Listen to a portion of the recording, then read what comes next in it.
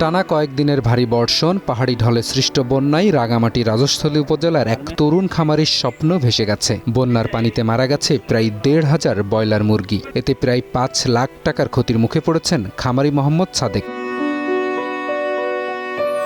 কয়েকদিনের মধ্যেই বাজারে তোলার কথা ছিল মুরগিগুলো। সেই বিক্রির টাকা দিয়েই পরিশোধ হতো ব্যাংক ঋণ, চলত সংসার। কিন্তু প্রকৃতির নির্মম আঘাতে মুহূর্তেই শেষ হয়ে গেছে সব স্বপ্ন। টানা বর্ষণ আর পাহাড়ি ঢলে সৃষ্ট বন্যায় রাজস্থলীর বাঙ্গালহালিয়া ইউনিয়নের ডাক বাংলাপাড়ার এলাকার তরুণ খামারি মোহাম্মদ সাদেক হারিয়েছেন তার একমাত্র অবলম্বন। খামারের চারপাশ জুড়ে এখন বন্যার চিহ্ন।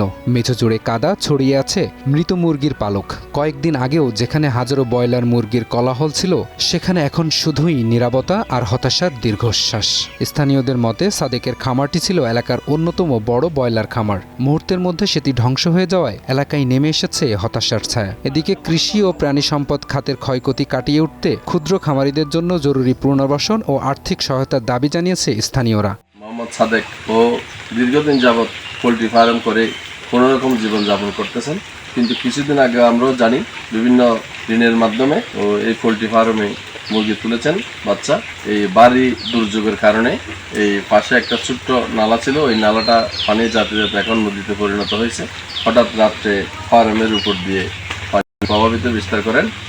বিস্তার করার পরে ওনার সাদেকের মুরগি সবগুলো প্রায় ধরেন ১,৫০০ সে আরও বেশি হবে মুরগি সবগুলো পানিতে নিয়ে যায়। তো আমি অনুরোধ জানাবো ছোটোখাটো যারা এইসব পোলট্রি ফার্ম বা মুরগি ফার্ম করে জীবনযাপন করতেছেন, এই ক্ষতিগ্রস্তর মাধ্যমে প্রশাসন যেন সাদেকের প্রতি একটু দৃষ্টি আকর্ষণ করেন। একটি বন্যায় কেড়ে নিয়েছে মোহাম্মদ সাদেকের বহু বছরের পরিশ্রম আর ভবিষ্যতের স্বপ্ন। এখন তার একটাই প্রত্যাশা, সরকারি সহায়তা ও পুনর্বাসনের মাধ্যমে আবারও নতুন করে দাঁড়ানোর সুযোগ। কারণ সাদেকের মতো অসংখ্য ক্ষুদ্র খামারির স্বপ্ন বাঁচলেই তবেই বাঁচবে গ্রামের অর্থনীতি ও প্রাণী সম্পদ খাত। এপি পলাশ, টাইমস টুডে।